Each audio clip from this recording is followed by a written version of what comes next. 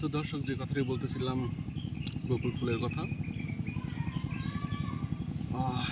অসাধারণ একটি গন্ধ, অসাধারণ একটি সুগন্ধি এই বকুলের ফুল থেকে। আমি সেই গাছটি এখানে আছি, আর গাছটি অনেক বড়। দেখুন,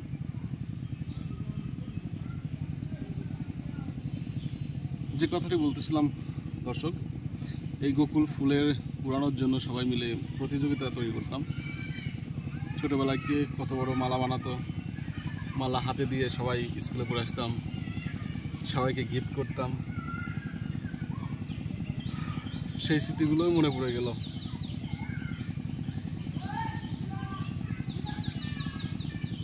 তা একটা গানও মনে পড়ে গেল।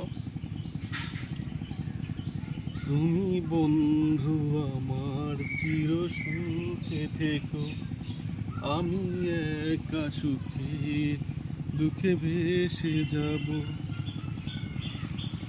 বকুলের মালা জড়িয়ে করোনা, তুমি বন্ধু আমার চির সুখে থাকো। ভিউয়ার্স, সবাইকে অনেক অনেক ধন্যবাদ।